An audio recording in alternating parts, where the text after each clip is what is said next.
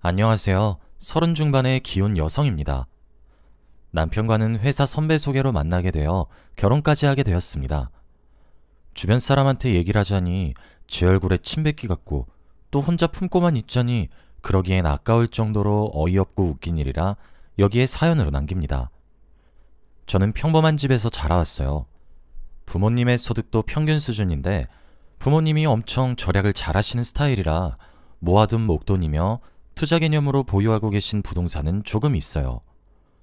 어렸을 때는 집이 가난한 것도 아닌데 모든 부분에서 절약하시려는 부모님을 보고 유난이다 생각한 적도 있지만 커서 보니 부모님이 노후를 위해 현명하게 살아오셨구나 하는 생각이 들어요. 남편은 성격도 저랑 잘 맞고 다정하고 직업도 나름 안정적입니다. 공무원이에요. 엄청나게 매력적이고 잘생겼다는 아니지만 외모도 제 취향으로 괜찮게 생겼고 배려심 많은 모습이 좋았어요. 딱 한 가지 빼고는 다 마음에 들었죠. 바로 남편이 과할 정도로 돈을 아낀다는 거였는데요.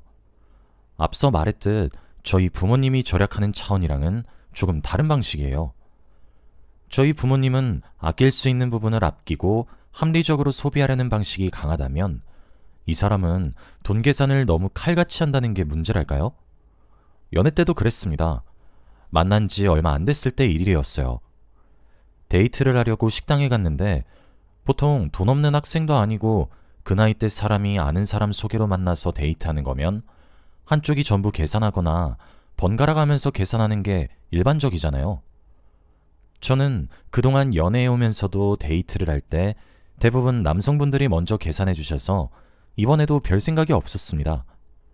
식사를 마치고 나서 제가 화장실 다녀온 사이에 그 남자가 먼저 성큼성큼 카운터로 가길래 아, 이번에도 그런가 싶었습니다.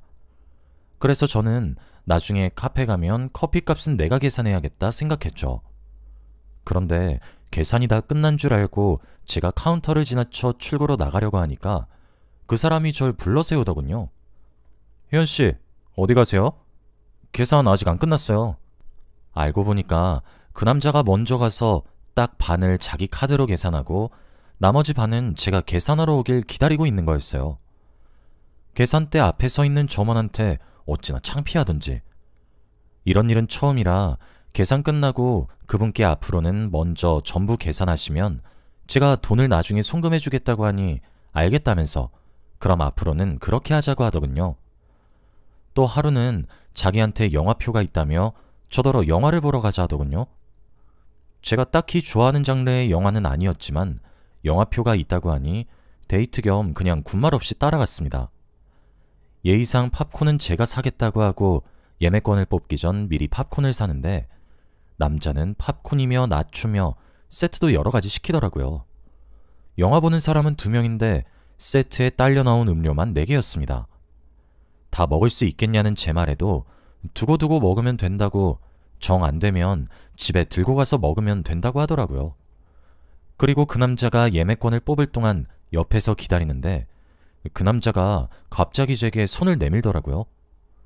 뭔가 싶어서 영문을 모르겠다는 표정으로 쳐다보니까 자기 영화표는 있는데 그게 1인용이라 제 건 따로 예매해야 한다더군요. 그러니까 영화값 달라는 의미였죠.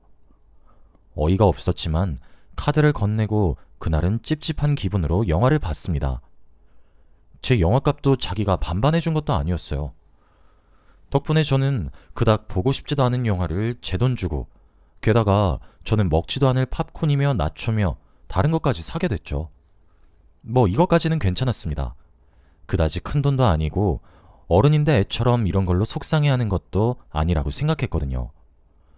그 사람이 과하게 돈을 아끼는 경향이 있기는 했지만 그거 말고는 좋은 남자친구로 제 곁에 있어줬기에 저는 그 남자와의 연애를 계속 이어갔습니다.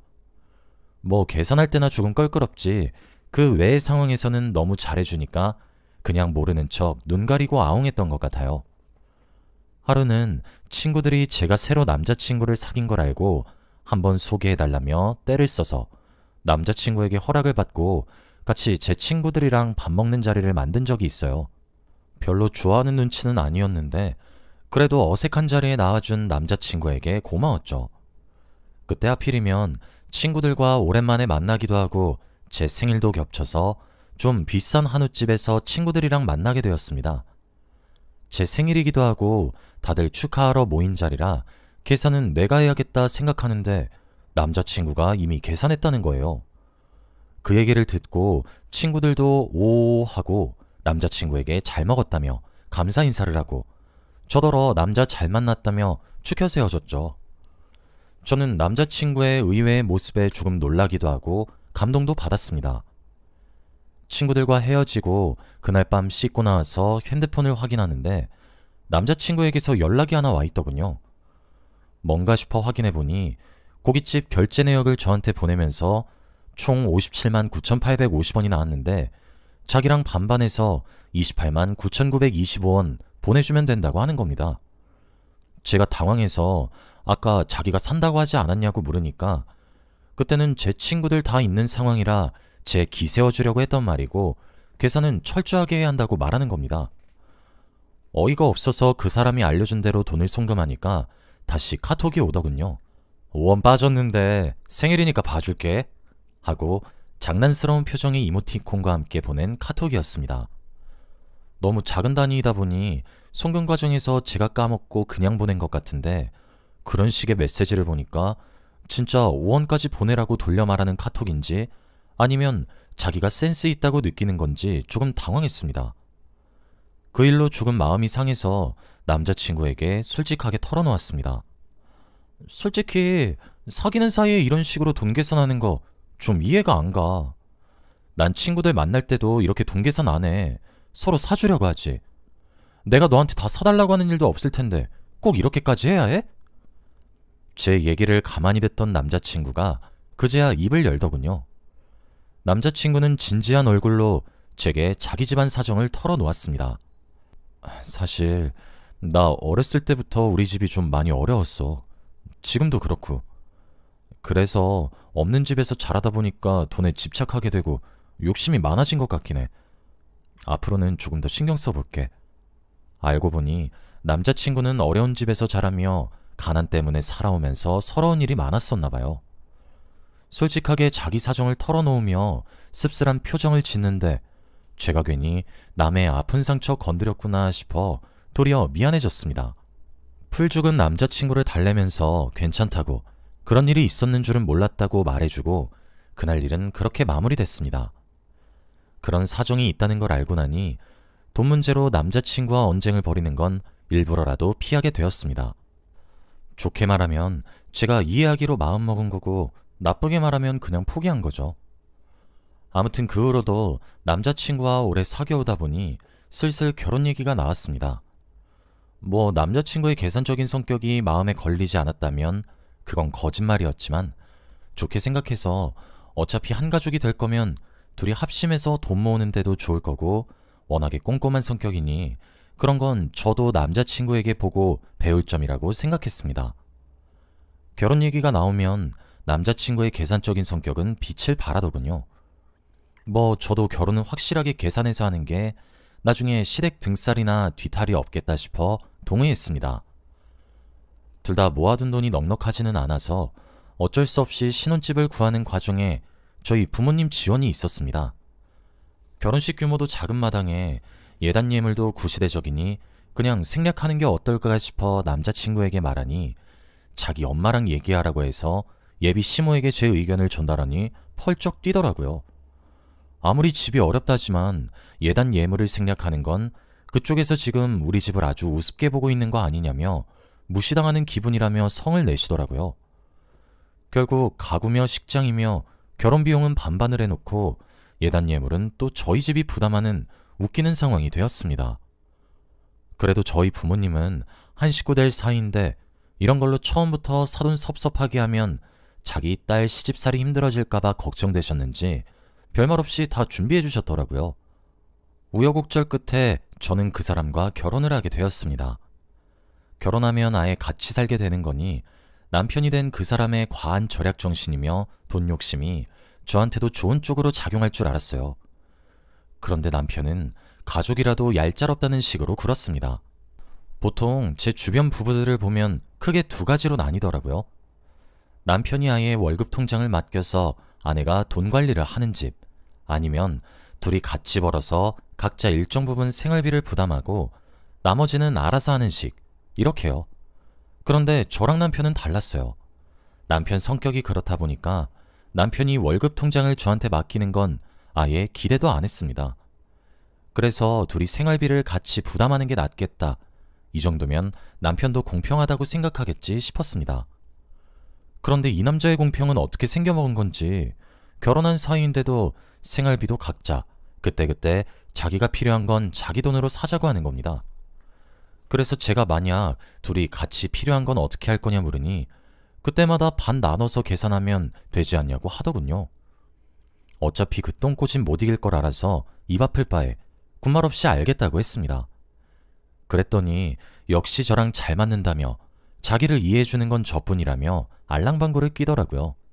그것도 그러려니 했어요. 그리고 저희의 신혼생활이 시작되었습니다. 세상에 이런 신혼이 있나 싶을 정도였어요. 보통 길 가다가 아니면 마트에 갔다가 가족이 좋아하는 거 보이면 별 생각 없이 사잖아요. 좋아해 주길 바라면서요. 아니면 피자나 대용량 냉동식품 같은 건 혼자서 다 먹기 양이 많으니까 가족이랑 같이 나눠 먹겠다는 생각으로 사잖아요. 저도 그런 생각으로 남편이 좋아하는 과자를 사와서 소파에 앉은 남편한테 건네주니까 대뜸 저한테 이렇게 말하는 겁니다. 이거 뭐야? 나 이 과자 내 돈 쓰면서까지 먹고 싶진 않아. 너무 뜻밖의 말에 그게 무슨 소리냐고 되물으니까 남편이 이렇게 답했습니다. 이거 마트에서 당신이 사온 거니까 내가 먹으려면 당신한테 돈 내야지. 남편의 말을 듣고 어안이 벙벙해졌어요. 저런 사고방식은 어디서 나오는 건지 도저히 알다가도 모르겠더라고요. 제가 당황해서 그럴 필요 없다고, 그냥 마트 둘러보다 당신이 좋아하는 거라 사왔다고, 돈 받을 생각 없다고 하니까 그제서야 과자 봉지를 뜯어서 와그작 먹는 겁니다. 이런 식으로 남편의 가치관이랑 제 가치관은 너무 다른 게 점점 티가 나더군요. 저는 가족 사이엔 딱딱하게 굴고 싶지 않았는데 남편은 가족한테도 자비 없이 돈 계산을 했어요. 또 하나 생각나는 게 있습니다. 주말 저녁에 다들 외식이나 배달 음식 많이 시켜 드시잖아요. 저희 부부도 주말 저녁에 예능 보고 쉬다 보니 배는 출출한데 집에 마땅히 먹을 게 없어서 배달 음식이나 시켜 먹자 이러고 있었습니다. 당연히 돈은 반반해서 치킨을 시켜서 먹고 있었습니다. 제가 별 생각 없이 날개를 먹는데 남편이 제 손을 찰싹 때리면서 큰 소리를 치는 겁니다. 날개를 2개나 먹으면 어떡해? 그래서 제가 깜짝 놀라 하니 남편이 말을 이었습니다. 치킨에 다리 2, 날개 2이니까 공평하게 한 명당 다리 하나, 날개 하나, 몸통 조각도 반반으로 나눠야지. 당신이 날개 2개 다 먹으면 어떡해? 그래요. 이 남자는 반반 하다못해 치킨 조각도 똑같이 반반을 해야 직성이 풀리는 남자였습니다. 근데 솔직히 이해할 수 없는 게 제가 다른 사람들보다 입이 짧아요. 그래서 치킨도 그렇고 다른 음식도 같이 먹으면 조금 먹고 배불러서 더 안 먹거든요. 남편과 음식 먹을 때도 늘 그런 식이어서 제가 음식을 일찍 남기고 나면 돈은 똑같이 내놓고 자기는 은근슬쩍 제가 남긴 것까지 다 먹어치우는데, 이런 식이면 자기가 그렇게 주장하는 각자 반반하자는 신념에도 어긋나는 거 아닌가요? 솔직히 자기 집이 가난하다는 것도 다 헐 좋은 핑계 같아요. 가난한 집에서 자랐다고 누구나 남편처럼 돈벌레처럼 굴지는 않잖아요. 이렇게 비교하는 게 오히려 가난한 환경에서도 열심히 사시는 분들께 신뢰 아닌가요? 가정 환경을 떠나 그 나이 먹고도 돈에 병적으로 집착하고 계산적으로 구는 건 본인의 문제죠. 차마 쪽팔려서 친구한테는 말 못하겠고 가끔 친언니에게 전화로 이런 일이 있었다고 남편 얘기를 하면 친언니는 경악하면서 세상에 무슨 그렇게 쪼잔한 남자가 다 있냐며 놀라더군요. 연애 때는 왜 말 안 했냐며, 그런 남자인 줄 알았으면 자기 여동생이 그런 취급받으면서 결혼 생활하는 거 극구 반대했을 거래요. 그래도 이미 결혼해버린 거 이런 사소한 문제로 이혼까지 가는 건 좀 아닌 것 같아서 한동안 그냥 상황을 지켜보고 있었습니다. 하루는 부부 동반으로 남편을 소개해준 선배 부부와 함께 식사하는 약속이 있던 날이었습니다. 남편을 소개시켜준 회사 선배의 남편분이 제 남편의 대학 선배라 저희 결혼식에도 참석했었죠. 넷이 식사를 하면서 각자 사는 얘기하고 즐겁게 대화를 하는데 제 남편이 잠시 화장실을 간다고 자리를 비운 사이 회사 선배 남편분이 식사 자리는 자기가 계산하겠다고, 그동안 제 남편에게 얻어먹은 게 워낙에 많아서 이렇게라도 갚아야 한다고 하시는 겁니다. 남편의 성향을 아는 제가 의아해하며 그런 일이 있었냐고 반문하니까 그분이 전부 얘기해 주시더군요. 알고 보니 남편은 친구나 선배를 만난다 하면 그 자리는 전부 자기가 계산했다고 하더군요. 그게 하루 이틀도 아니고 대학 다닐 시절부터 늘 그랬대요. 계속 얻어먹기만 하면 좀 그래서 하루는 그냥 더치페이 하자고 하니까 남편이 이 나이 먹고 친구 사이에 쪼잔하게 더치페이 하면 기가 안 산다고 말버릇처럼 그렇게 말했다는 겁니다. 저한테는 처음 만났을 때부터 단 이런 단위까지도 칼같이 더치페이를 요구했으면서 뒤에서는 대인배인양 만나는 자리마다 자기가 결제하고 다녔다는 사실을 아니까 어이가 없는 걸 넘어서 화가 치밀더군요. 남편에게 저는 대체 어떤 의미였나 싶기도 하고 누울 자리 보고 발 뻗은 건가 진짜 이기적이고 간사한 사람이다 라는 생각밖에 안 들더라고요. 남편이 화장실에서 돌아오고 저는 간신히 화를 참으며 선배 부부와 헤어지기 전까지 예의 바른 모습을 보였습니다. 그리고 그 후부터 저도 남편이랑 똑같이 굴기로 마음먹었어요. 아예 정신 차리게 해야겠다 싶어서 처음부터 세게 나가기로 결심했죠. 당장 은행에 가서 돈부터 찾았습니다. 저희 결혼할 때 가구며 집이며 남편이 부담한 비용만큼 딱 돈을 찾았어요. 웃긴 게 결혼 당시에 종류별로 액수를 계산해둔 수첩이 있어서 정확하게 돈을 준비할 수 있겠더라고요. 그래서 하루 날을 봐서 남편 옷이며 짐을 장기 해외여행용 제일 큰 캐리어에 최대한 담아 현관문 밖에 내놓은 뒤 집 비밀번호를 바꾸었습니다. 그리고 돈을 송금하고 우리 결혼할 때 집이며 가구며 당신이 부담한 비용 그대로니까 이거 받고 이제 내 집에서 나가로 문자를 보냈습니다.